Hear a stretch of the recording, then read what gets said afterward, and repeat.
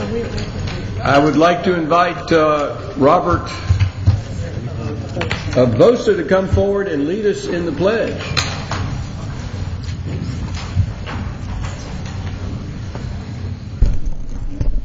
I pledge allegiance to the flag of the United States of America and to the republic for which it stands, one nation, under God, indivisible, with liberty and justice for all. And with that, I would like to stay up there to introduce our new superintendent of schools for Fulton County, Robert Avosa. And Robert, if you'll introduce yourselves to the council and to the city of Roswell, please. Well, thank you so much for giving me just a few moments this evening. My name is Robert Avosa. I am the new superintendent in Fulton County Schools. I'm very, very honored to have accepted that position and look forward to working with all of the different stakeholders around the county, and certainly I'm excited about our relationship with Roswell City. And thank you for taking just a few moments out of your busy schedule and agenda this evening for this quick introduction. My family and I spent the last 5 years in Charlotte, where I served as the deputy superintendent in Charlotte-Mecklenburg Schools, a school district of about 140,000 students, which in a lot of ways resembles the sort of Atlanta metro region in general. So a lot of those lessons learned for us in Charlotte over the last 5 years, I look forward to leveraging those here in Fulton. We've had a lot of great successes in Charlotte, working with cities. We had 8 city municipalities that we worked with there, including some large nonprofits, the arts, sports, etc. And so I look forward to bringing some of those pieces here as well. School starts on August 15th. My wife and I will have 2 students who will join Fulton County Schools, a kindergartner, my daughter, and a 3rd grader, my son, who will be starting their first day of school along with about 92,000 students across Fulton County. So we're looking forward to an exciting school year. Want to thank Roswell for their rich the history and tradition of supporting the local schools. We cannot do our job if we do not have great partners, and I know that you all have been great partners, and I look forward to strengthening those partnerships and trying to find ways to really leverage our resources and really give the community members as much as we can together and leverage those scarce resources. Some of the things I want to share with you, obviously folks know a gentleman by the name of Jerome Huff, who is and has served Roswell for many years, is now the principal at Roswell High School. We're looking forward to great things from him.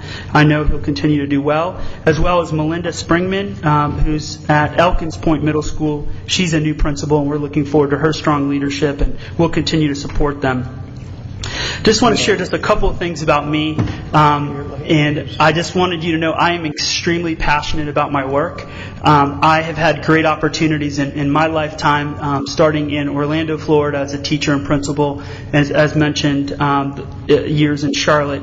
But we can't do it alone. We need people to get behind us and work with us. Part of the way that we've done that in the past to build beautiful buildings and try to hire the best people we can. Certainly SPLOST has been a big part of that. And I know that in the future, as we begin to look at trying to bring our students up to the 21st century, it's critical that we begin to look at improving our technology. I have to be honest with you, one of the first things I've noticed since I've been here in 2 months is that we've just not done a good job investing in technology. We want our children to be prepared for the 21st century, and yet those last week of school where I was actually able to walk through, those classrooms look a lot like the classrooms I went to in the early 80s and in the early 90s, and we've just not invested there. And I'm hoping that the SPLOST will allow us to do that. In fact, if you look at it, and we'll come back with staff at some point to present to the council, about a third of that will go towards technology, and it's sorely, sorely needed. Last point is that I want to be able to engage folks not only here at the city council level, but also parents, community members. We need all the help we can get, and not necessarily in Roswell. There's parts of Roswell certainly that aren't doing as well as they need to, but there's resources here in churches and in synagogues and temples that we can really try to leverage. And folks want to help, they just don't know how. And we've got to find a way to make it easy for people to help us, because we need all the help we can get.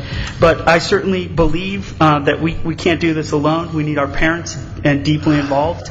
I need to hire, attract, and recruit top talent.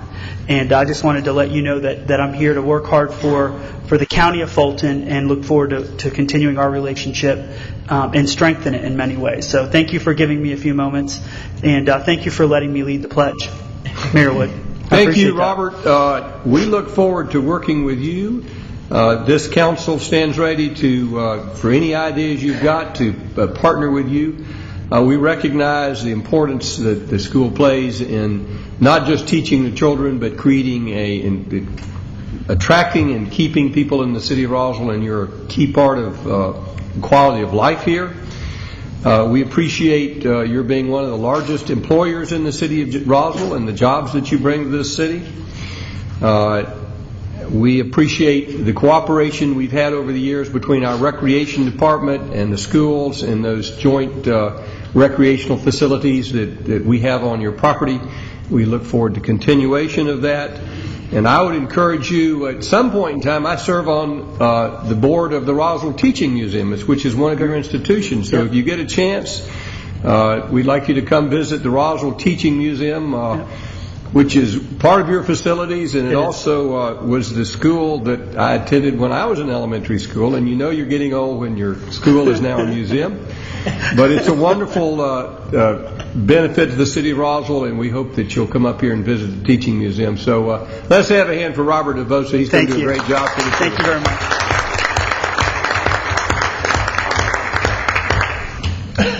Do we have a motion to approve the consent agenda?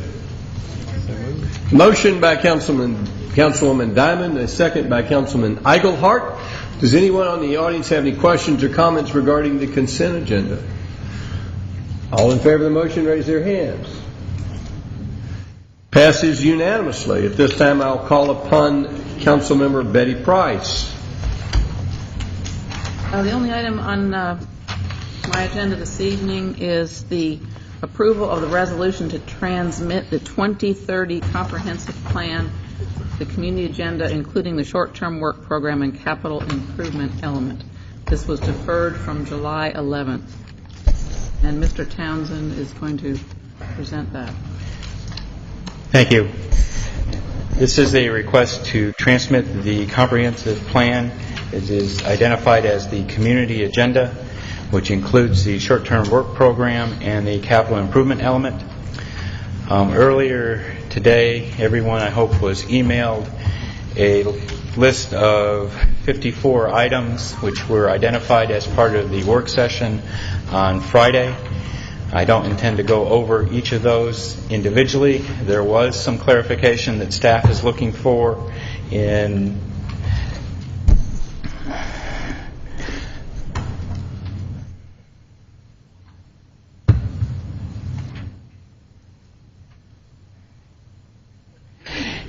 dealing with the discussions on page 25 of the document. And I'm going to put this page up on the overhead.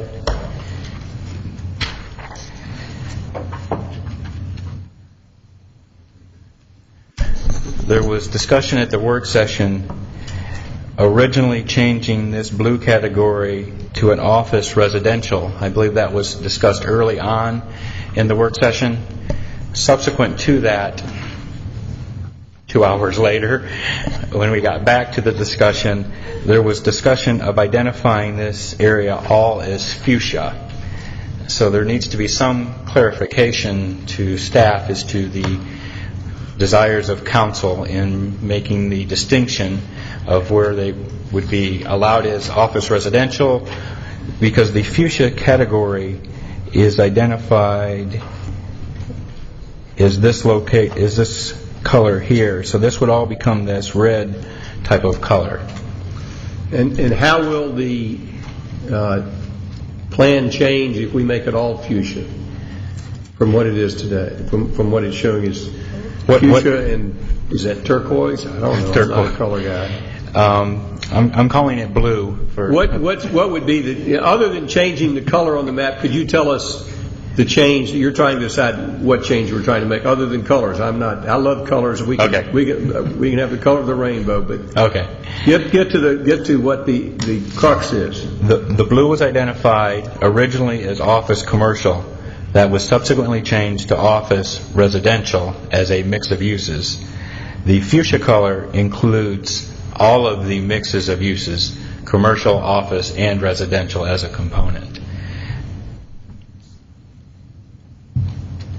Questions? Councilmember DiPolito. Thank you, Mr. Mayor. I believe the intent was for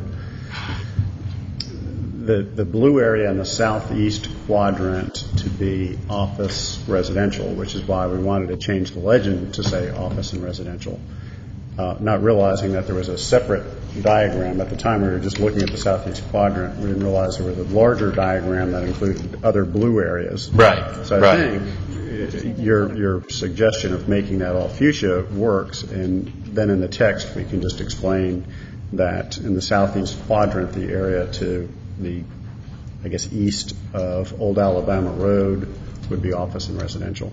Okay. I believe that was the intent during our work session. If that is... Councilmember Diamond, is your hand up?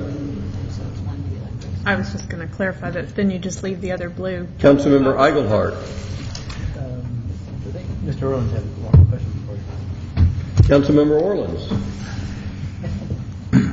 I thought the intent was not necessarily, excuse me, getting that specific in the categories, but the fuchsia is already a mixed-use southeast village, which would include office, residential, commercial use.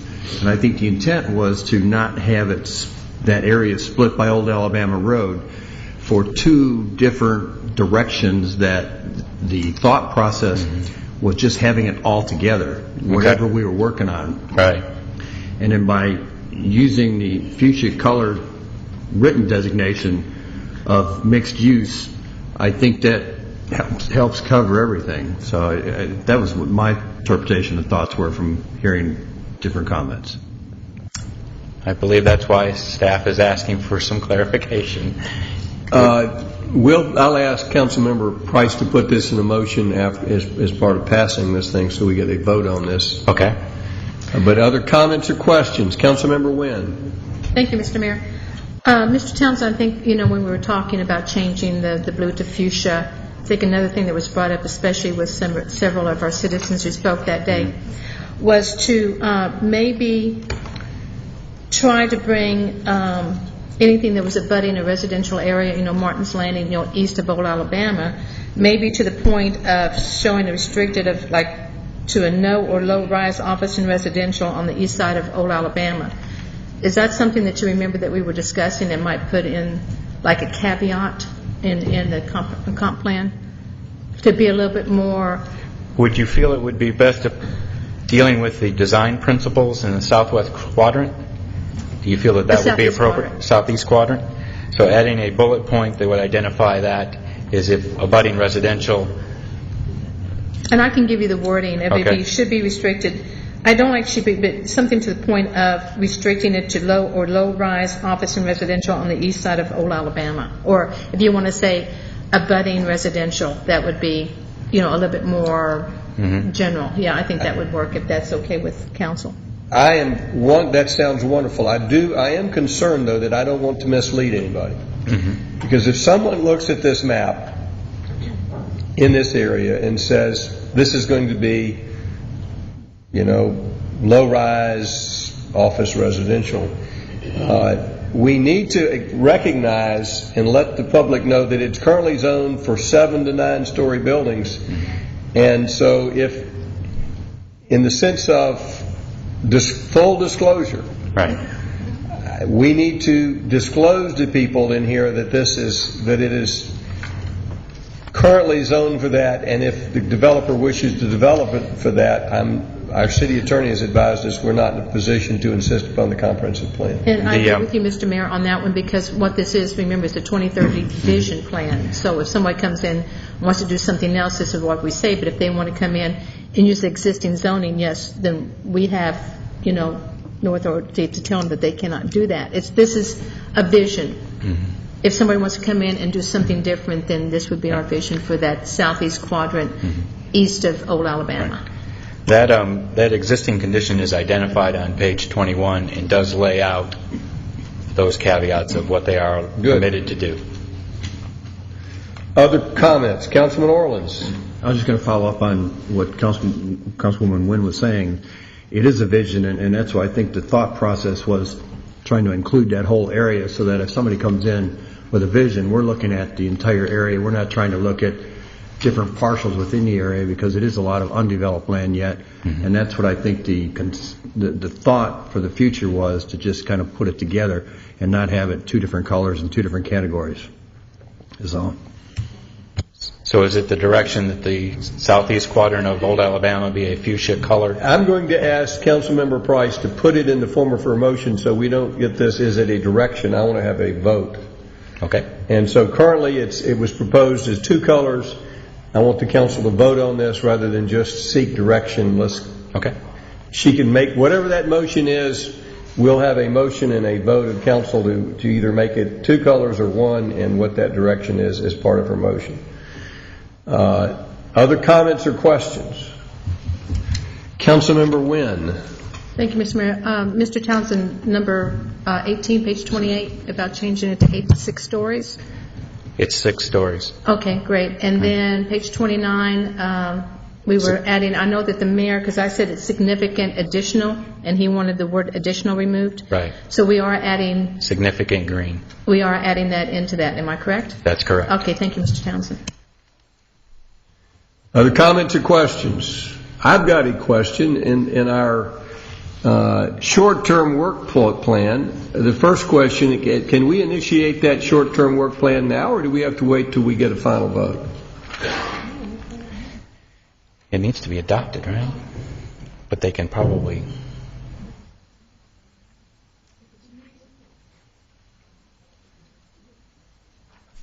It needs to be adopted before we should start implementing, but we can do some of the research and the background work on some items that are listed in the short-term work program. Could you share with me what programs you're going to you suggest we initiate as soon as we adopt this? Wait till work session. Well, that's going to be very difficult. The thing that staff proposes is to have a work session with mayor and council where once this is transmitted, we can go through the document and pull out all of the various items and come back to mayor and council with a short-term and sort of a long-term strategy to implement those items within this. It's difficult to say one specific item to start with first. Kay Love, please. Thank you, Mr. Mayor. To that, if you look on page 78, the category economic development, there are some things that are already underway that the council has already started on. For instance, our strategic economic development plan. As a part of that, staff and the consultant are gathering information on certain properties. We are providing information. So there are some things that are already underway related to population, census data monitoring. So this is a living, breathing document, and many of those elements are in place. I think to what Ms. Wakefield is speaking is the policy issues related to certain ordinances or policy changes that we may be embarking upon in the future, and you would need to adopt the plan before we move forward with those. Well, I would encourage staff to be prepared at the earliest possibility to move forward to implement this short-term work plan. A plan is of no value unless it's implemented, and if work does not proceed immediately to implement plans, I find that they are forgotten. So I would encourage you to bring this forward, and Councilmember Price to bring this forward at the earliest possibility. And I personally don't see why we have to adopt a plan to start discussing what is done. I appreciate your position, but I try to get ahead of the curve and not behind the curve. All right. At this time, do we have a motion? Have we clarified all the items in bold? Yes.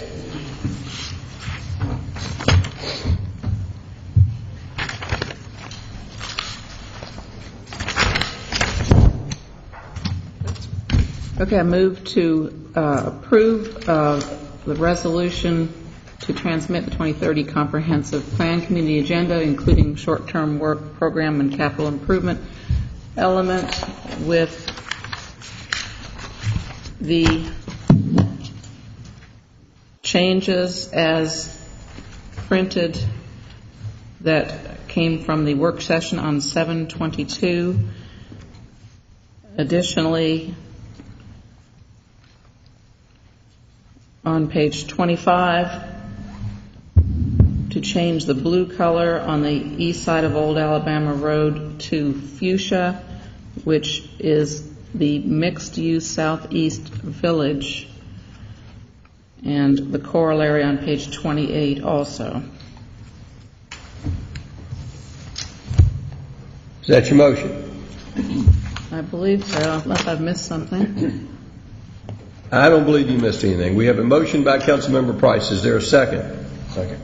Second by Councilmember Orleans. And I'm going to open it up for public comment.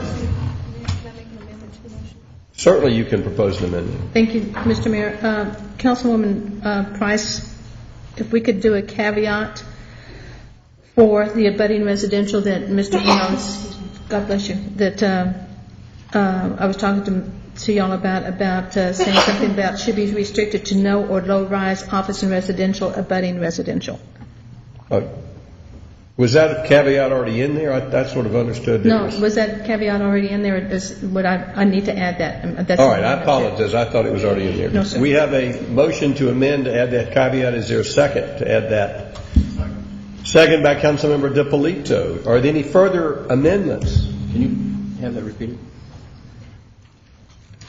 Sure. Councilmember Wynn, if you will repeat your motion. Sure. It says the intent statement should include direction that uses should be restricted to no or low-rise office and residential abutting residential.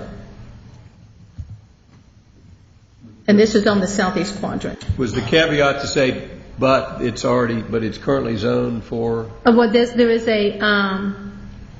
Didn't you say on page 21 there was something in there? Now, if you want to add something that, the existing. It's already in there. It's already in the plan. What are we adding that's not in there? I thought this was already in there. This was in there. She's adding the clarification that abutting residential on the southeast quadrant of Old Alabama, that it be low-rise office or low-rise residential. It's not currently in there. It's not currently there. Okay, I've got that. That's a motion to add a second by Councilmember DiPolito. Any further discussion of that? Well, I want to hear from the public before we vote on either one of these. I'm sorry, I just got clarification. Abutting existing residential. Abutting existing residential. Any further amendments? Councilman Price.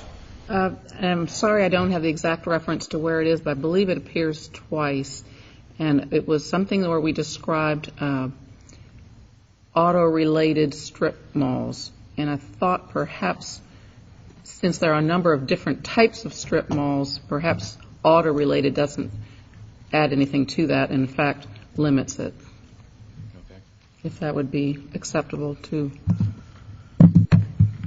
those here. I'll make that in the form of an amendment.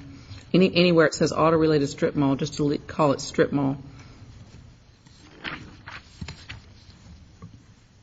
We have a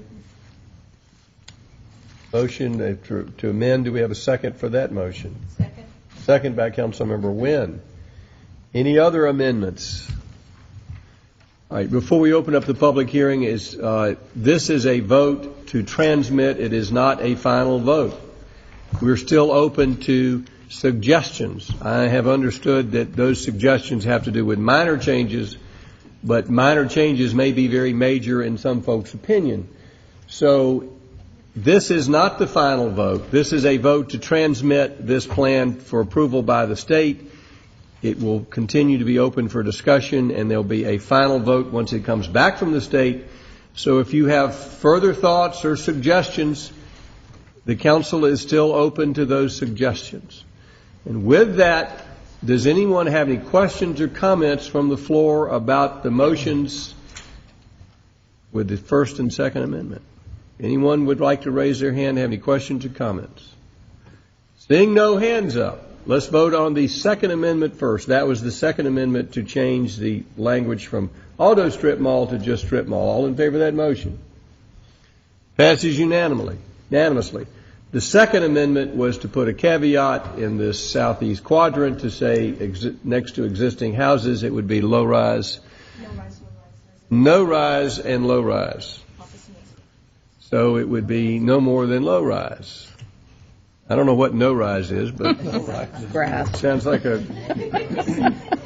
But we'll accept that. Foundation. All in favor of that motion?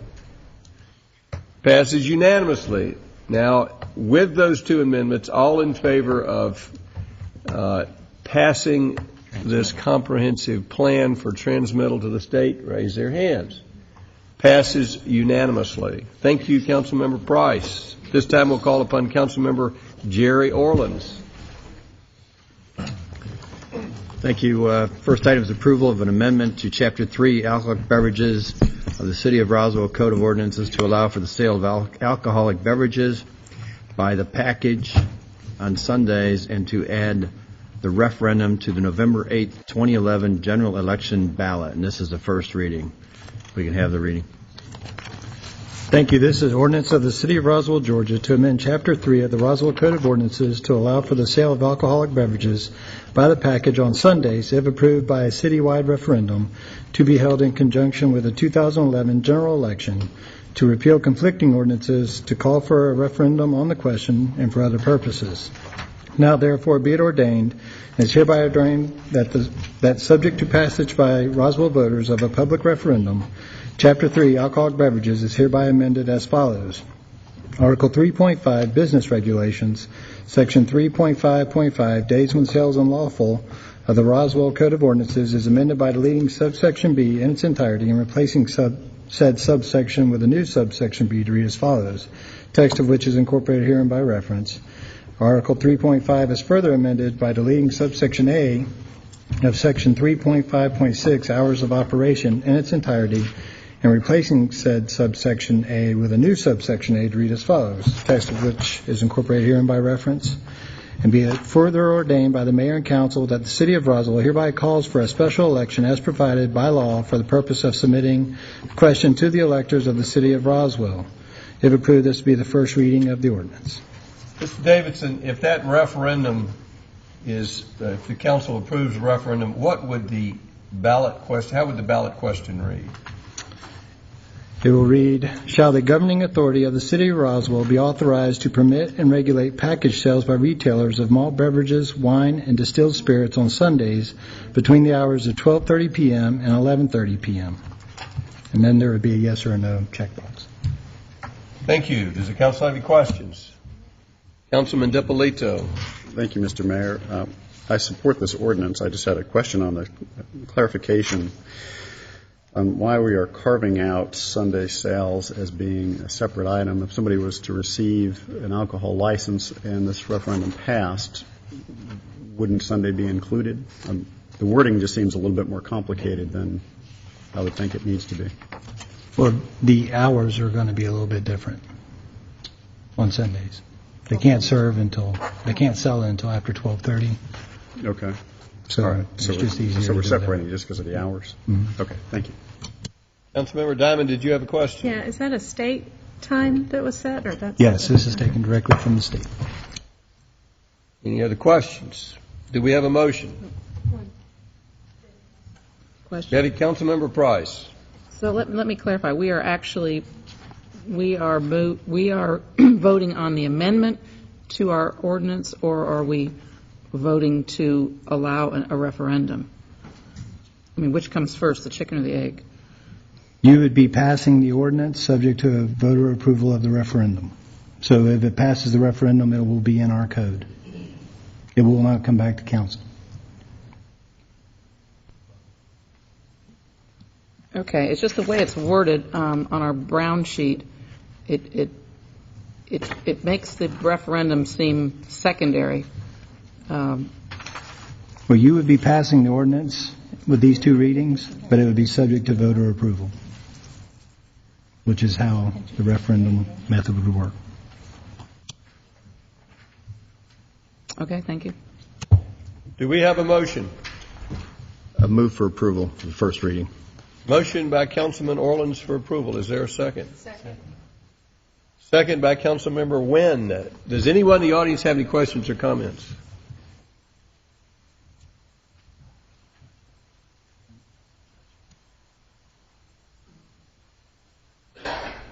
Can I have the screen, please?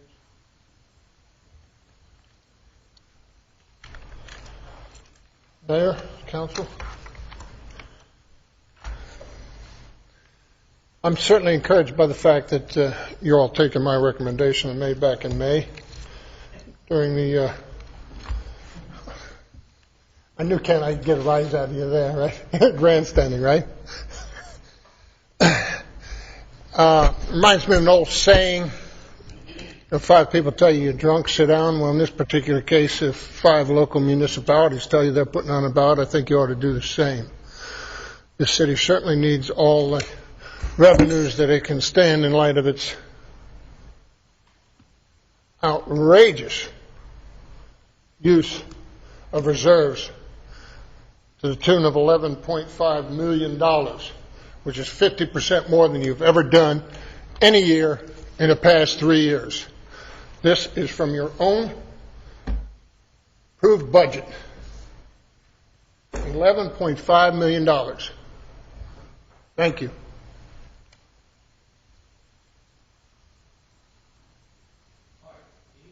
Have any comments about the alcoholic beverage ordinance, the referendum? Further discussion by council? All in favor of the motion, raise their hands. Passes unanimously. Next item on the agenda is the approval of the City of Roswell Employee Benefits Program for the period October 1, 2011 to September 30, 2012. And this will be presented by Dan Roach. Thank you, Councilmember Orleans. Mr. Mayor, members of council, this agenda item involves renewal of our employee health insurance and other employee benefits for the plan year covering October 1st, 2011 through September 30th, 2012. These lines of insurance coverage were put out for bid through our broker, Bryant Wharton. All bids have been evaluated on the basis of cost, coverage level, disruption rates, and plan design. Regarding employee health insurance, the quotes that we received to continue our current coverage or plan design range from 17% increase from a 17% increase all the way up to a 34% increase, all of which would have fallen outside of our budgeted amount and would likely have resulted in significant premium increases for our employees. In order to present a cost-effective alternative, staff and our broker engaged in reviewing plan design alternatives and now recommend that we renew our health insurance with United Healthcare with the following plan design changes. On our health reimbursement arrangement, our HRA, we would recommend implementation of co-insurance at a 90% plan and 10% employee ratio, and also increase the out-of-pocket maximum expense for employee-only coverage from $1,500 in the current plan to $2,000 in the coming year, and also increase the out-of-pocket maximum expense for employee plus dependents from $3,000 to $4,000. On the health savings account, the HSA side, we would recommend implementation of the coinsurance at the same 90-10 employee ratio. There are no changes to the out-of-pocket maximum expenses on the HSA plan. These plan design changes reduce our renewal from 18.4% to 2.8% for a total of $139,000. Staff recommends that this more reasonable increase in premiums be absorbed by the city with the understanding that the employee ownership stake is addressed through the co-insurance, the implementation of the co-insurance, and also the increase in the out-of-pocket maximum to be incurred by the employee. In this scenario, an employee experiencing a difficult claims year could incur an additional $500 in medical expenses under employee-only coverage and an additional $1,000 in medical expenses under the employee plus dependents coverage. Regarding the ancillary lines of coverage, we recommend renewal of our short-term disability and long-term disability coverage with the standard with no increase in premiums. We recommend moving our dental insurance coverage to the standard with no increase in premiums over the current year. Had we chosen to recommend renewal with our current carrier, we would have incurred a 7% increase in premiums on dental insurance. Regarding life insurance, we recommend renewing with the standard with one plan design change. We recommend increasing accidental death and dismemberment coverage to 3 times salary from $50,000. This matches the basic life benefit. Renewal with this plan design change results in a modest increase of $12,500. We also recommend the introduction of vision insurance at no cost to the city. Employees who voluntarily enroll for this coverage would pay the full premium from approximately $13 a month for employee coverage to $37 for family coverage. Finally, staff recommends increasing the tobacco surcharge from $20 per covered individual per pay period to $25 per covered individual per pay period. This change brings us more in line with what others in the market are doing, and we think moves us more in the direction of being a consumer-driven health plan. All the recommendations that we made fall within the budgeted amounts for group health insurance benefits, and I respectfully recommend approval of that. I'd be happy to answer any questions you have. Does the council have any questions? Do we have a motion? I move for approval of the City of Roswell Employee Benefit Program for the year 10/1/11 to 9/30/12. Motion by Councilmember Orleans for approval. Is there a second? Second by Councilmember Eigelhart. Does anyone in the audience have any questions or comments?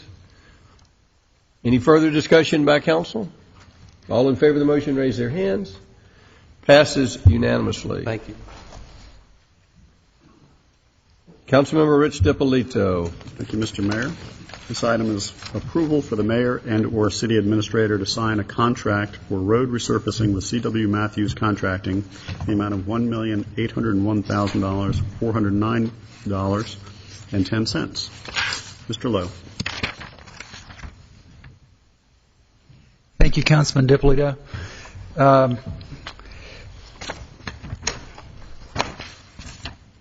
We're describing the resurfacing program, the city resurfacing program. Staff received 5 bids. The bids range from $2,009,497 to $2,460,905. C.W. Matthews was the lowest responsive bidder, and after minor scope revisions, the final contract amount was modified to $1,801,409. Do you have a map of, this is road resurfacing, do we have a map of the roads being resurfaced? Thank you, you're ahead of me. You can see that the roads to be resurfaced are distributed really all over the city, in all the different regions of the city. Would you explain for the audience how we select the roads to be resurfaced briefly? We rate the roads based on several different criteria every year, and the roads that rate the lowest, that are most in need of improvement, are the highest priority, with the worst road first, the second worst road second, and so on down the list.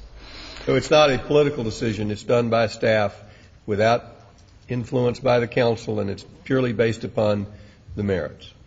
It is purely based upon the merits. Does the council have any questions? Do we have a motion? Move to approve. Motion by Councilmember DiPolito to approve the bid. Is there a second? Second by Councilmember Diamond. Does anyone in the audience have any questions or comments? Any further discussion by council? Yes, come forward, please.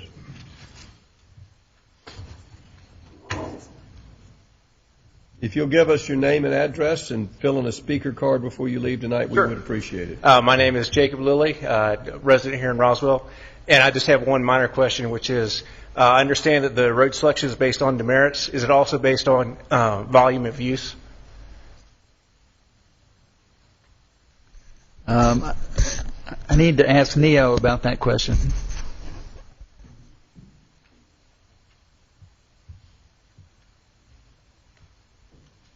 The volume of the traffic part of the overall calculation, and it's played some small factor into it.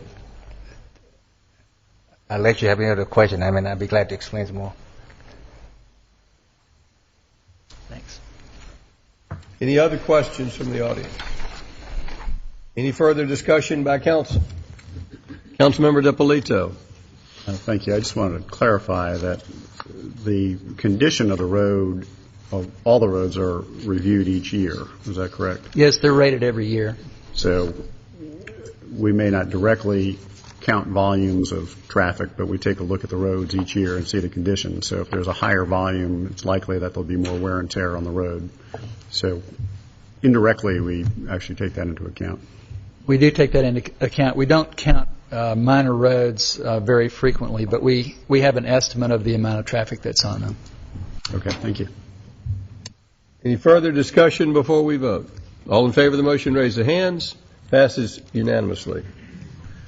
The next item is approval for the mayor and/or city administrator to sign a project framework agreement with Georgia Department of Transportation for a roundabout at the intersection of Howes Road and Hembry Road. This is a great story. Mr. Lowe?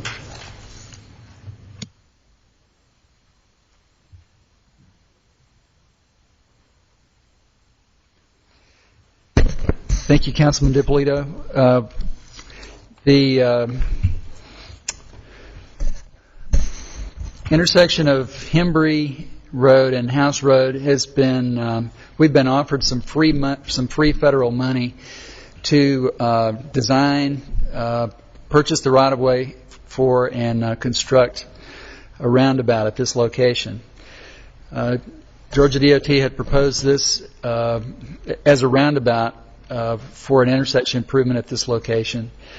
The project framework agreement between the Georgia DOT and the Roswell Transportation Department includes a waiver of the normal 20% local match, so we don't have to pay a match. And the Georgia DOT is committing up to $1.6 million for design, right-of-way, and construction. Does the council have any questions? Councilmember DiPolito. Thank you, Mr.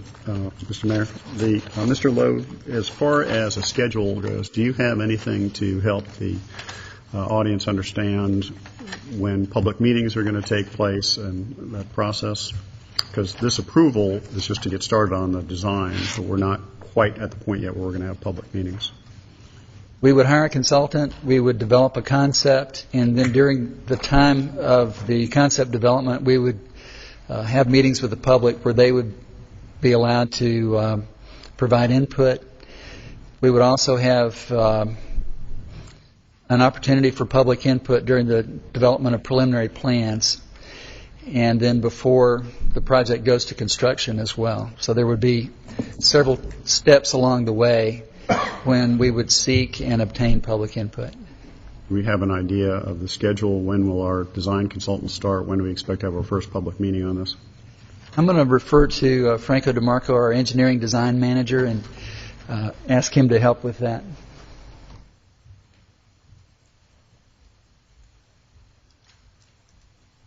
More than likely, it's going to be about 2 months before the engineer will actually start design. And I'm assuming that it's going to take about a year to design because we got to go through the PDP process, plan development process, which is Georgia standard design process. And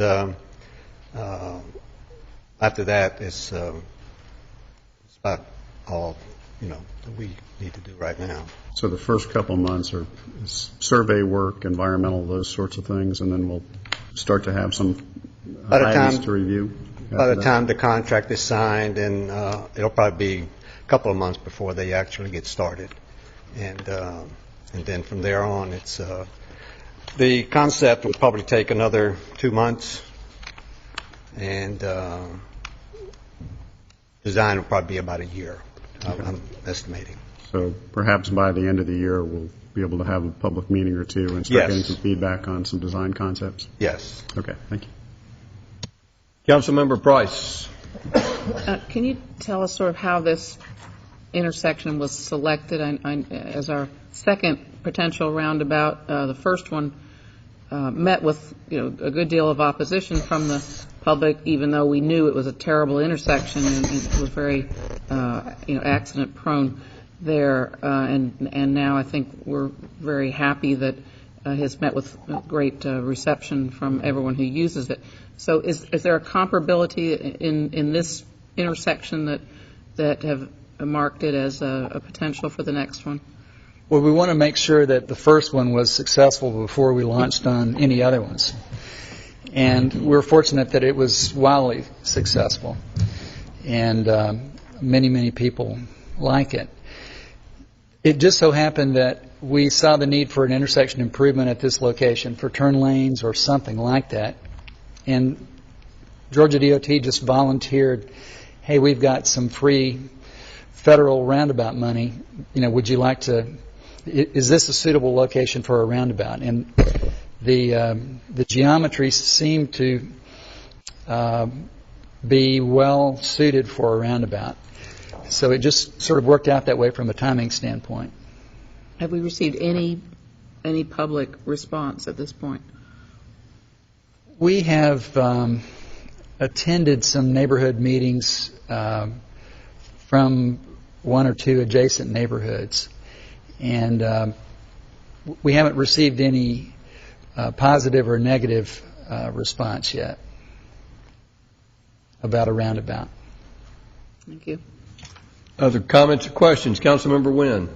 Thank you, Mr. Mayor. Mr. Lowe, since this is this going to be a joint between GDOT and Roswell, a joint venture, I'm assuming, because of the monies, how much control will Roswell have over the design and the construction of the roundabout? Or do we still have to go through the GDOT approval for the design on this? Georgia DOT has a plan development process that goes into great detail about how to prepare plans and standards that are used and things like that. We would follow the plan development process because the federal money comes through GDOT. But it would be our design, and we would be asking GDOT to concur to approve our plans. It hasn't been determined whether the letting of the construction contract would be by us or by GDOT, but we would propose that it would be by us, and we've been successful in prevailing on several other contracts that way. Okay. Well, that was my other question, because I know that we've got a good rapport now with GDOT for about the last 3 years, I think, with Brian Poole. So that was my other question. Who was going to let the consultant or the design firm to design this? So that has not been worked out yet? We would hire the consultant. Okay. That's the next item. So that's what we're going to do, is we'll have that. And that's the next item control. on the agenda, too. Okay. And another thing is, since we do have a good rapport with GDOT, I'm assuming that the design we come up with, GDOT's going to just absolutely love it. So we're not going to have any problems with that, correct? Absolutely. Absolutely correct. That's exactly what I wanted to hear. Thanks, Mr. Lowe. Other questions or comments? Do we have a motion? Motion for approval by Councilmember DiPolito. Is there a second? Second by Councilmember Wynn. Does anyone in the audience have any questions or comments? Yes, sir. No. Yes, come forward. Wasn't sure whether you were kidding or not.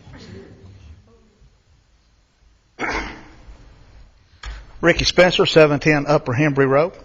I've lived on Upper Hembry Road for the past 25 years. I've seen the traffic come to a standstill in front of my yard. It's hard to get in and out.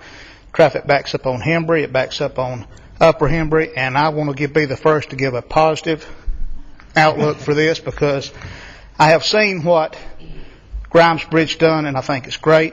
It was a good move by the city, and I'm welcome the construction, even though it's going to cause problems. But once it's over, it's going to be great. Thank you very much. Thank you, sir. Anyone else in the audience wish to comment?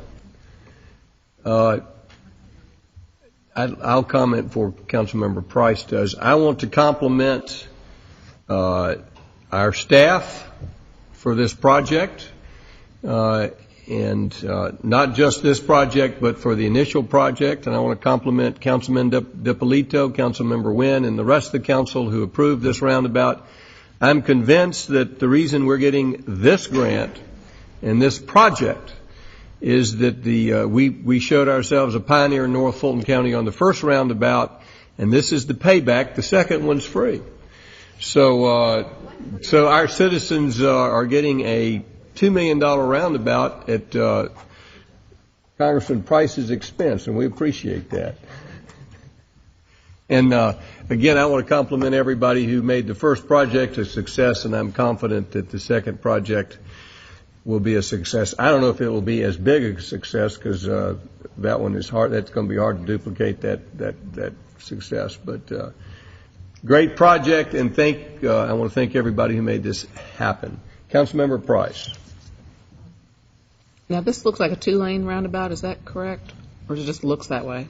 Some of the approaches need to be more than 1 lane in order for it to handle the traffic. So, as in the other one that never was completely closed down, that didn't require any detours, will that be the same here? I'm not aware that we have a problem on this one like we had on the other one. We had to take a hill down on the one that we just built, and I don't believe we need to do anything like that. So we should be able to construct this under traffic. Good. Thank you. Any other questions or comments? Any further discussion before we take a vote? All in favor of the motion, raise their hands. Passes unanimously. Next item is approval for the mayor and/or city administrator to sign a design contract with URS for the Hembry Road at Howes Road SR 140 roundabout project in the amount of $300,000, and approval of budget amendment 4220G1-07-11-2011 to establish the grant account in the amount of $300,000. Mr. Lowe. Thank you, Councilman Dippolito. The city received proposals from our on-call consultants. 4 out of 5 of them proposed on this. 1 of them chose not to propose. This is because we're getting federal money, we're required to use the qualifications-based selection, and bidding of consulting fees is not allowed. The qualifications-based selection process was used to determine which consultant team was best qualified to perform the work, and the URS team was recommended by us, and that they include a couple of sub-consultants that are extremely innovative. There is a national publication that's state-of-the-art on roundabouts, and it was written by one of these sub-consultants, Kittleson and Associates, based out of Portland, Oregon. And it also includes Sprinkle Consulting, who are experts in bicycle and pedestrian facilities. The scope of the project includes design of the roundabout and a multi-use trail along Hembry Road. Any other questions? Do we have a motion? Before I make a motion, I did have a question for Mr. Lowe. With respect to the design, you had shown a graphic, and that was just our staff's initial interpretation of what the design will look like. So that is subject to change, and as the consultants go through the design work. It is. Yeah, okay. The other question has to do with the multi-use trail. I know we're in the process of putting a trail from Upper Hembry over to Hembry Park. So this will provide a connection of that multi-use trail over to Upper Hembry. Is that correct? That's correct. And then eventually we'd like to take that multi-use trail all the way over to Crabapple. And do we have any designs for that? I know I'm getting a little bit ahead, but have we thought about that at this point? We haven't, but we'll certainly pursue that. Because ultimately the goal would be to be able to connect Sweet Apple Elementary to Hembry Elementary and to the parks. And I think that would be a great future project. So I know I'm getting a little bit ahead. But just want to give people a vision of where all of this is going and the need for the multi-use trails, because they're really providing a lot of connectivity in this area. So those comments, I'd make a motion to approve. Motion by Councilmember Dippolito for approval. Is there a second? Second by Councilmember Orlins. Does anyone in the audience have any questions or comments about this contract? Any further discussion by council? All in favor of the motion, raise their hands. Passes just unanimously. Before I call the next agenda item, I'd like to invite the Boy Scouts to come forward. Gentlemen, come forward. You missed the Pledge of Allegiance because you didn't arrive at 7, but it is our tradition to have the Boy Scouts come forward and tell us where they're from and what brings them here, and to introduce yourselves. You're in good company. Councilmember Orlins is a former Boy Scout, and I'm an Eagle Scout from Troop 87 here in Roswell. So, gentlemen, if you'd introduce yourselves and tell us what brings you here tonight. I'm Deshaun Simpson from Troop 87. I'm a Life Scout. That's a great troop. Yeah. And we're doing a community merit badges and we had to communicate summit, and we had to sit through a council meeting. Well, you've done a good job. This was a much better choice than the last council meeting that's lasted till 1 o'clock at night. So good call, boys. And other gentlemen, if you'll introduce yourselves. I'm DeJuan Simpson, his brother. We're doing the same thing. Okay. I am William Strickland. I am here to do my communications requirement. Good to have you here. Let's have a hand for the boys from Troop 87.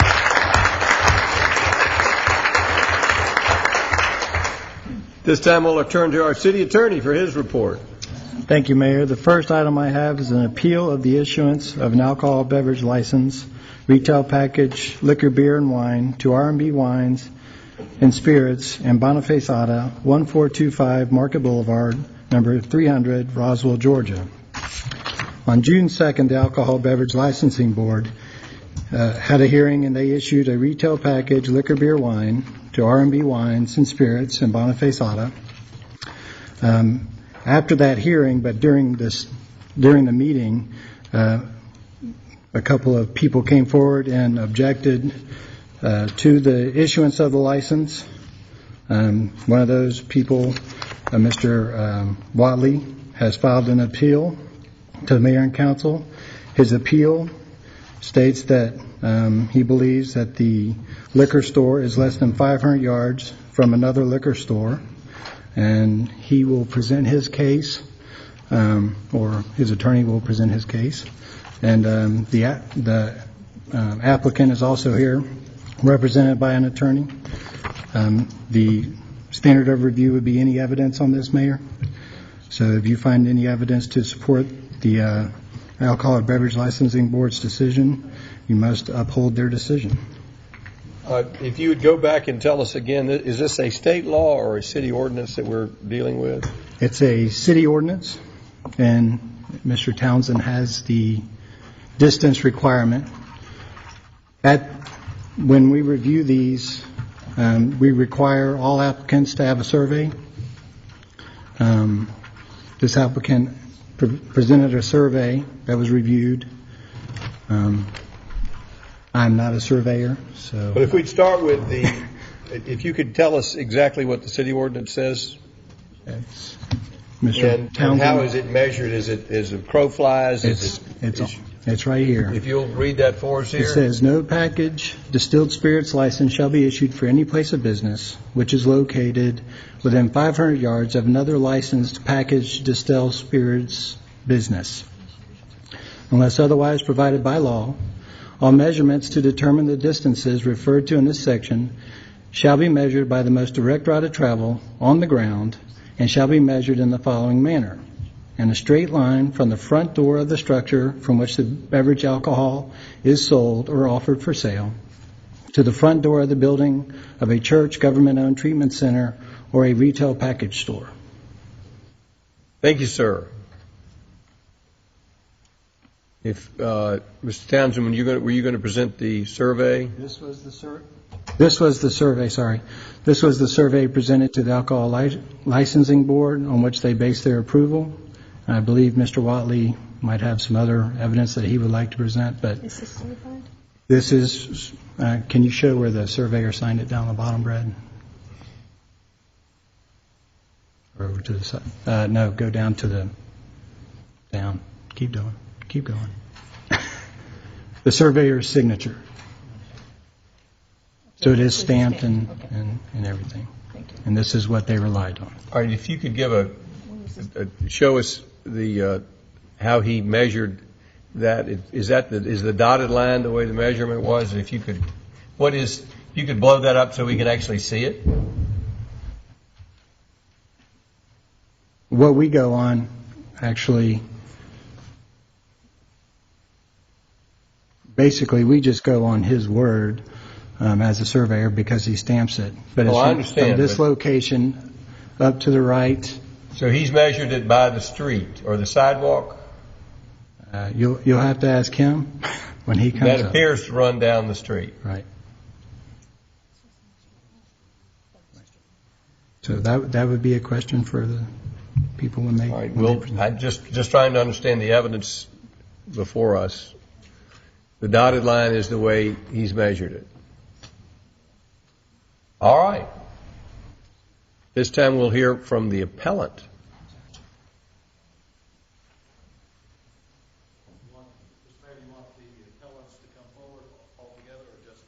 Mr. Levinson, are you representing the appellants? I am, yes, sir. Are you representing all the appellants? Yes, sir, I am. Well, then I will leave it in your hands for the presentation. Thank you, sir.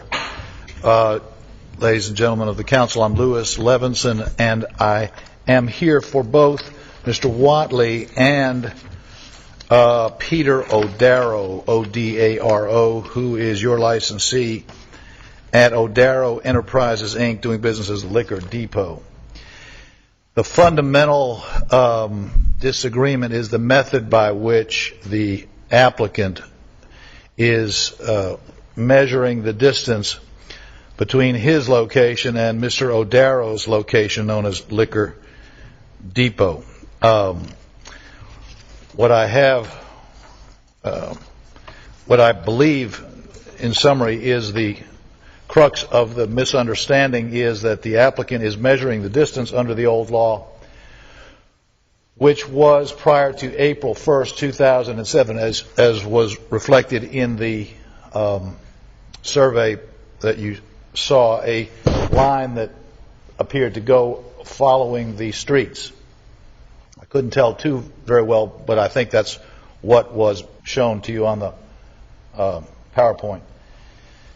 And that is consistent with the laws that existed prior to April 1, 2007, as reflected in the regulations approved by the state, and that is in a straight line to the nearest public sidewalk, walkway, and then along such public sidewalk, walkway, street, or road by the nearest route to the front door of the building. The law was changed, and after March 31, 2007, your statute, your ordinance does reflect the new regulation that was approved by the state. It is to be measured in a straight line from the front door of the structure from which the alcoholic beverages are sold or offered to the front door of the building. You can delete of the church, government-owned treatment center, retail package store, or I'm sorry, I apologize, I read that incorrectly. In a straight line from the front door of the structure from which the alcoholic beverages are sold to the front door of the building of a church, government-owned treatment center, or of a retail package store. So it is designed to be run as a straight line. May I present the survey that Mr. Whatley has commissioned, which I believe is a correct. If you could put a copy on the overhead and sure. Give Ms. Love a copy, if you've got 2 copies. Who should I give a copy to? Do you have a copy for the respondent or the appellee? You'll give them a copy?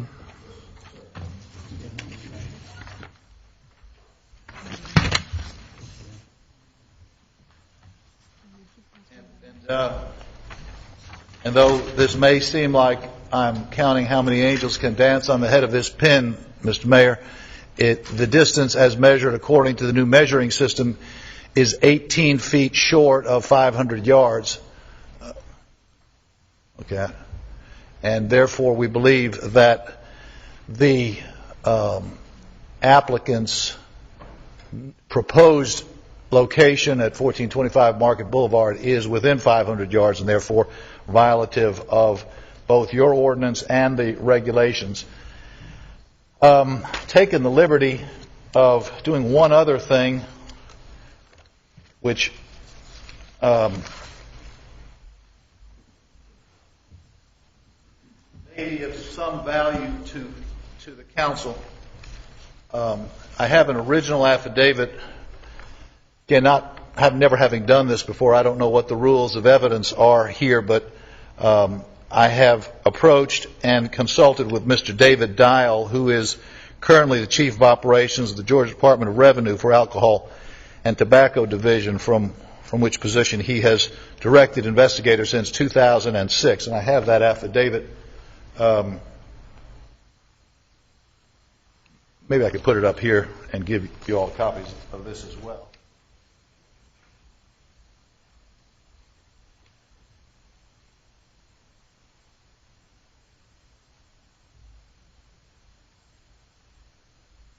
And Mr. Dial talks in his affidavit about the change in the law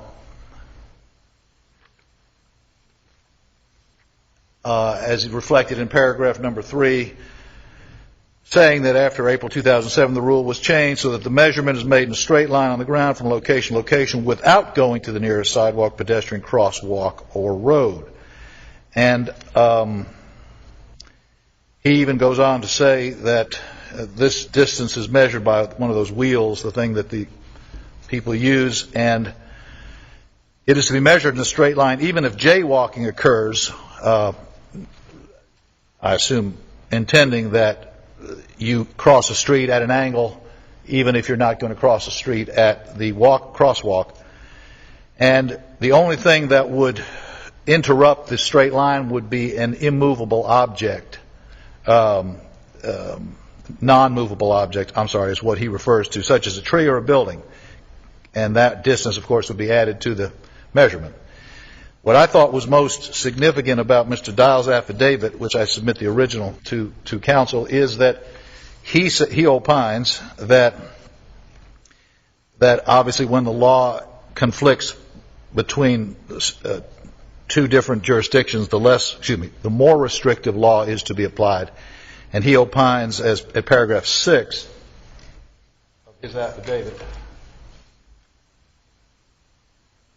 that to the extent, and obviously he's not investigated this property and does not know the specifics that we're presenting relative to the survey, but that if it were to be consistent with the survey that Mr. Watley and Mr. O'Darrow have commissioned for the council, the state would not, specifically he said the state may not approve such a license. And so I thought that was a significant conclusion that the state would reach, which might bear on your decision.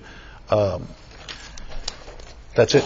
I don't know if evidence needs to be presented, but I think that is the thrust of our position, that we're measuring this differently than the applicant is measuring it. And that's pretty obvious from what I saw on the screen a few moments ago. Thank you.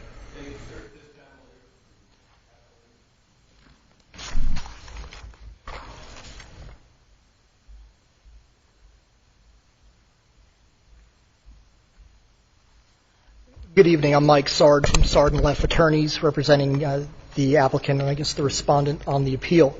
I guess first with regard to the evidence adduced by Mr. Levinson, we would object to the survey and to the affidavit for several grounds.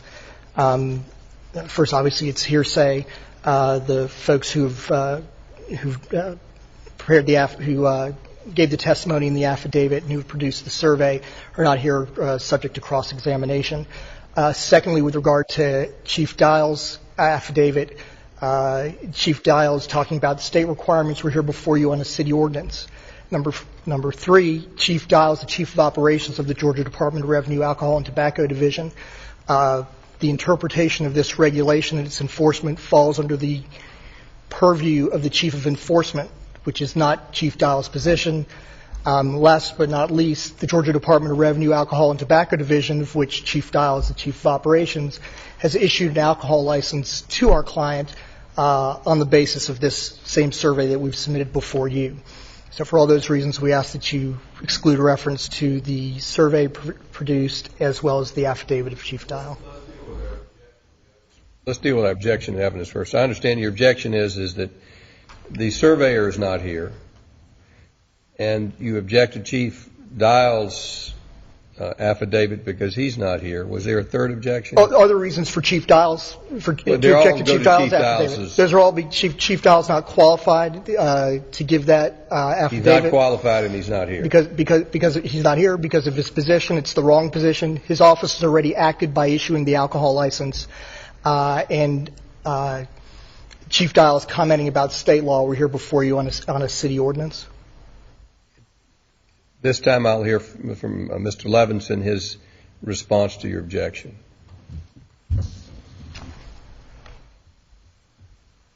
Mayor and Council, at the risk of being too candid, I don't know how to respond because I don't know what the rules are here relative to evidence. We're trying to. We'll get there in a minute. I want to hear what your response is to the substantive comment. The substance of his objection, which was that one, he's saying that your surveyor is not here. That's true. And the second one is that Chief Dials is not here. I agree. Basically, they're both a hearsay objection. Well, in a court of law, that would be correct. I can't deny that. Right. Let me ask a question. In the original proceeding, was the surveyor present?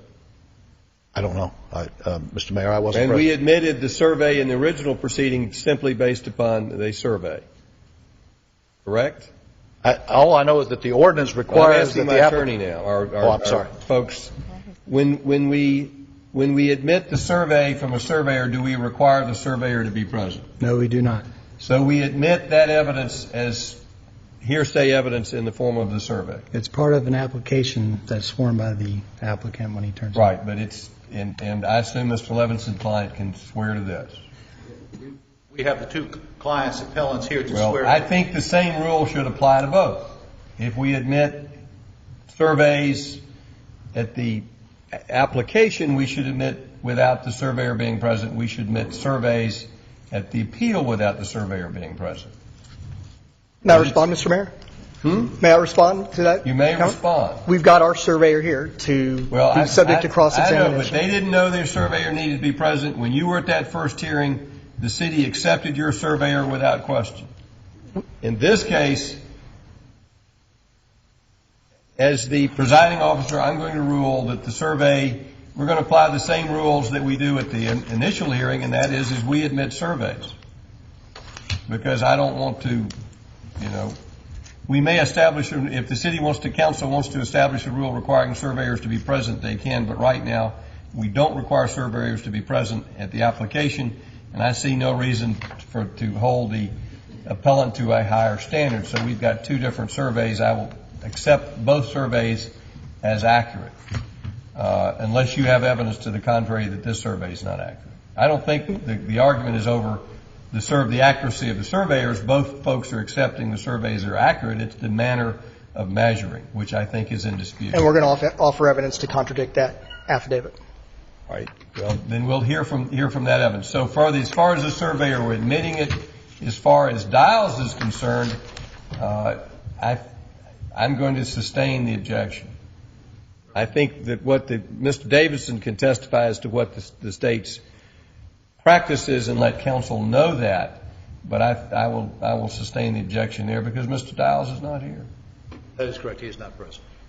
All right. So you may proceed with those rulings in mind. I think so. Mr. Mayor, it seems to me that the council is essentially making a legal decision rather than a factual decision here, which is assuming both surveys are now before the council, what is the correct measurement system as applied when you apply the new legislation? I agree with you 100%. Yes, sir. I'm trying to make it easy for the decision. But as far as the issue before this council, you are correct. Yeah, I'm trying to make it easy for you all as the decision makers. I'm happy for the council to hear from the applicant's surveyor, but I don't think we're going to dispute the survey or the method by which he drew the dotted lines on the survey which you all looked at. So I think you've had legal counsel for the city advise you on the ordinance and the application of the ordinance. You must now determine which survey is the accurate reflection of the ordinance. And now we'll hear from the appellee. Thank you. Am I responding to him, or I'm making your case? You're making your case. You raised an objection. To his evidence. We've ruled on your evidence, so you may proceed with your case. Thank you. So I'd like to ask Mr. Michael Barger to come up. He's the surveyor who presented the survey that was submitted with the application. And I guess I'll ask Again, him. to cut it short, does the council have any issues about the accuracy of the two surveys? I think he's going to discuss the survey that was offered All right, by the appellant and other findings that he made. When He'll address the second survey. He'll address the second survey All right. as well as some other methods of measurement. Good. Thank you. Mr. Barger? Hi. Can you introduce yourself to the council, please? Yes. My name is Michael Barger. I live at 405 Lancaster Drive in Canton. And I've been a registered surveyor for 7 years. How did you become a registered land surveyor? How did you become a registered land surveyor? I'm sorry, I can't hear the questions that you're asking him. I asked him, how did he become a registered land surveyor? Thank you. Through a combination of education and experience and examination. And how do you maintain your certification as a registered land surveyor in Georgia? Through continuing education process. And you've complied with all your continuing education and you're Yes. still a registered land surveyor? That's right. Now, can you describe for the council, please, the various methods of measurement that you used to measure the distance between R&B Wine and Spirits and the Liquor Depot? We can put this.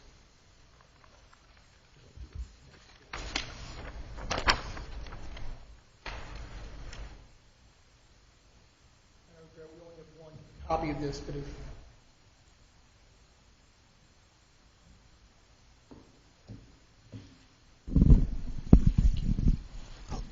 Thank you. I regret we only have one copy of this. Mr. Levinson would like to see.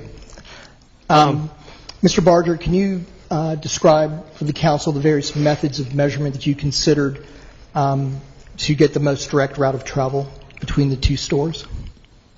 Yeah, the original measurement, the 1,840 feet, I chose as the most direct route of travel just based on how I would walk the property, getting from point A to point B, being the two opposing beverage stores.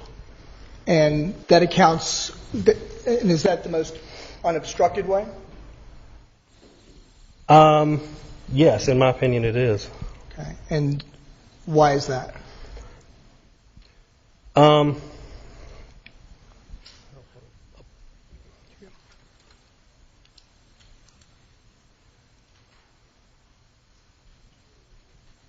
Going through, I chose a route where I did not go through private property, number one, mainly because I did not want to, there's obstructions on some of these properties that does not show, well, they don't show up on the other survey, but I visually witnessed these obstructions on the ground. They're fences, they're retaining walls, berms, things like that. And so one couldn't travel on the ground over those berms or Correct. over the fence or the walls.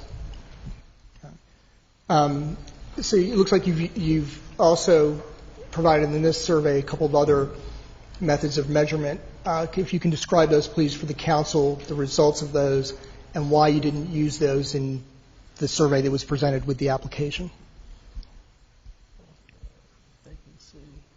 There was some other routes that I explored, but I did not use those mainly because, number one, you'd have to go through some landscaping conditions, and if you can see that, I don't know if you can see that on the screen. Would you describe for them what's on that route? Well, number one, you'd have to crisscross through the parking lot. You'd have to assume that there's no vehicles to maneuver around. Number two, when you get up here to this landscaping area, there's bushes, there's like a little berm area in that location, and then it comes up to the sidewalk. And then I followed down the sidewalk, again staying off the private properties, and then going through the parking lot. And you can see, I don't know if you can see the colors very good, but there's a pink line, and it was around 1,600 feet. And another... So that method was still compliant with the 500 yards, correct? Correct. Even though you had to traverse automobiles and trees and berms? Correct. And then there was another route that I chose that where I did not crisscross the parking lot. I kind of went down the street and then up the parking lot lanes and then crossed over in the same location and then all the way up, and that distance was 1,700. Okay. And was there another method you explored as well? Yeah, the other one, I traversed across the parking lot just in a diagonal line all the way up to the nearest roadway, and then I followed the roadway as I did in my initial. And what was the distance there? 1,750. And that was still more than 500 yards, correct? Correct. And that method, you still have to traverse. You'd have to assume that there are no automobiles to traverse. You'd be able to go through trees and berms. Correct. Okay. And it's your opinion that the correct method of measurement for the most direct route of travel on the ground, as required by Section 3.4.2 of the City of Roswell Code of Ordinances, is the 1,840 feet that you've put on the survey? That's right. No other questions for Mr. Barger? Does the council have any questions? Thank you, Mr. Mayor. And it's very hard on the aerial to see exactly what you're talking about, immovable objects. So I'm just kind of curious because I think Mr. Levinston had the survey that was almost like a direct line from your front door to that front door. Could you tell me why that direct line that Mr. Levinston showed us is not feasible on the survey that you're showing us? I'm assuming, because I see some buildings here, and I know you can go on private property. So is it because the buildings are attached, or exactly why can't you do a straighter line than shown on this? I haven't had a whole lot of time to review this. This is the first time I've seen this tonight, but I do know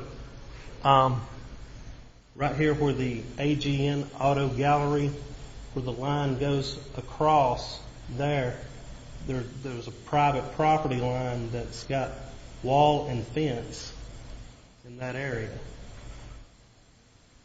So that line he would have to come up and then over and then continue. You know, you're right, because I live right off of that area. I forgot about that. Okay, thank you.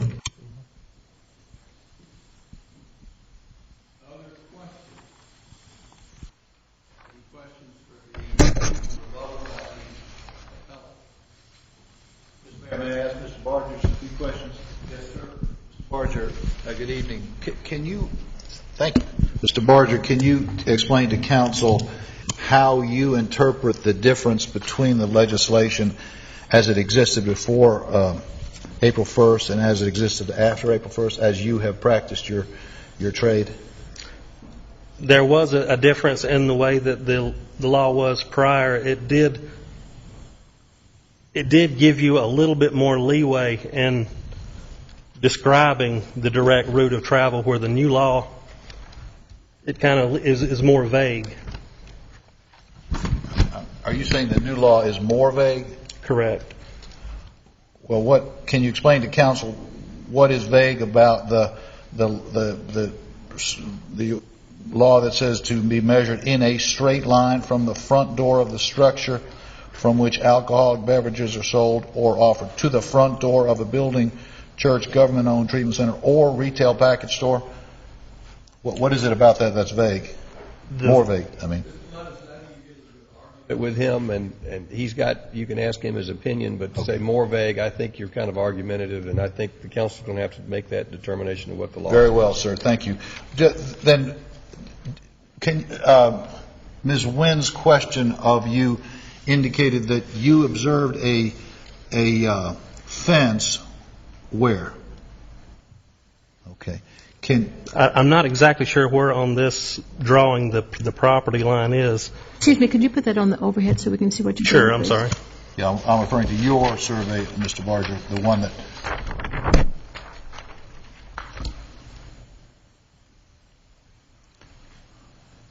have one of these handy-dandy laser pointers. I don't know if that'll work for you here. You want to show us where on your survey that fence exists? Correct. The 2 points, the AGN Auto Gallery here is the same building that's here. The wall and fence separates, there's a service station and McDonald's on this lot. There's a big retainer wall comes around and then comes back up part of the way, and then the rest of the way it's fence. So he would have to go up to the fence, over, and then down. Did you measure that to determine whether it was more or less than 500 yards, other than the straight line that Georgia Land surveying reflected on there? I did not measure that route. Okay. Councilmember Wynn, did you have a question? No, sir, I think Mr. Levinson just asked that question. I was going to ask if you went around the berm and the fencing, that BP, McDonald's, and AGN, if you thought that was going to be that 18 feet that would now... But we have an answer for that. But he just answered that. Thank you. Does the council have any other questions? I'm going to suggest to this council, this is a question of first impression for this council. I'm going to suggest that and we're sorry that you happen to be the one this first question came up. Mr. Davidson said that generally we have an any evidence rule. I think that has to do with the facts. I think here we don't have a factual issue. We have a question of what is the legal interpretation of how do we interpret our ordinance? Is it measured on the ground, and what is that interpretation? And I'm going to suggest, and I understand from Mr. Davidson, that we can discuss this in closure. Is that appropriate? And render a decision after we have a discussion? You can adjourn and discuss it in adjournment, and then... And that would be in closure. Right. You just can't hear any other evidence. And I'm going to suggest that unless the council wishes to proceed.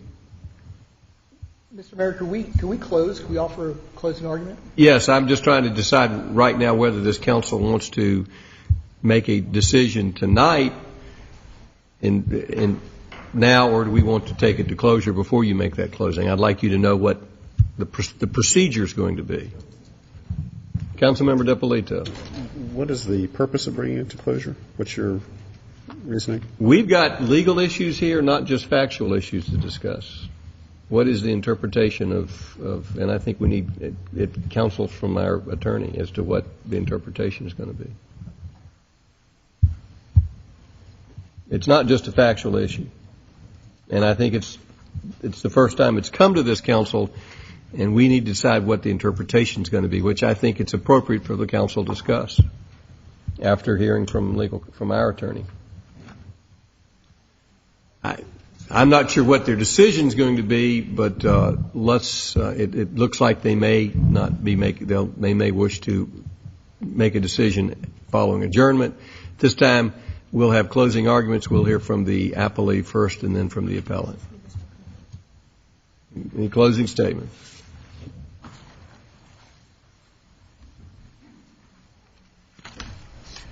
Thank you. You've heard the opinion of Mr. Barger, who is the only registered land surveyor who's here this evening. He is the expert. We think we have provided to you the any evidence standard that this survey, Mr. Barger's testimony, supports the conclusion of the Alcohol Review Board. Importantly, you heard the testimony of Mr. Barger describing the fence area and the wall. And in order to, if you were to rely upon the survey provided by the appellant, you would have to go up and over the fence or the wall. And that's not what your code says. What your code says is that you're going to take the most direct route of travel on the ground. So climbing up over a fence or a wall is rising above the ground. It's not on the ground. The idea in your code is that you're going to have to go around that.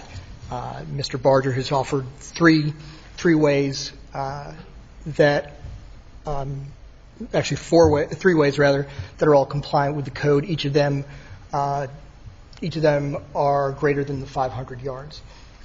So we ask that you deny the appeal and provide sustain the issuance of our client's alcohol license. Thank you. This time we'll hear from the appellant.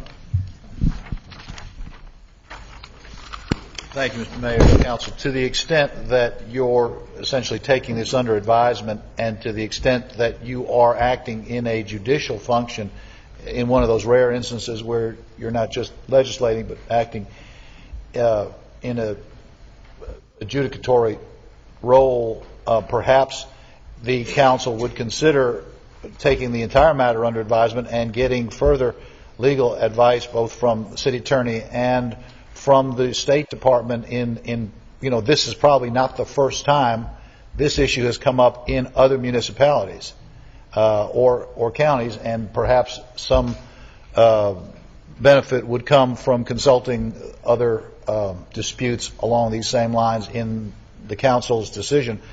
I know we have an appeal and we would hope for a decision, but we would prefer the correct decision rather than a more immediate decision, so we have no objection to council taking this under advisement and ruling whenever is appropriate. Thank you. That concludes the hearing. We will take it under advisement. Councilmember Price. May I ask a non-legal question? So the license was granted, and is the business operational?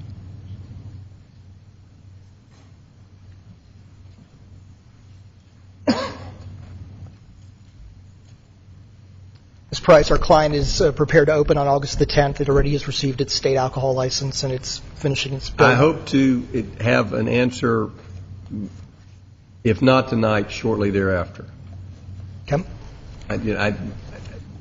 As a practicing attorney, I know how frustrating it is not to get decisions, and I'm going to suggest we make a decision, but I would like to have a discussion and hear a little bit more from our lawyer.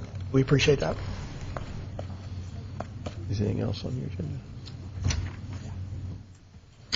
Thank you, Mayor. The only other item I have is a recommendation for closure to discuss personnel and acquisition of real estate. We have a motion for closure. Motion by Councilmember Eichelhardt. Is there a second? Second. Second by Councilmember Wynn. All in favor of the motion, raise your hands. Raise your hands if you're in favor. Passes unanimously. We're adjourned. We're moving. Oh, we have a work session? Yes.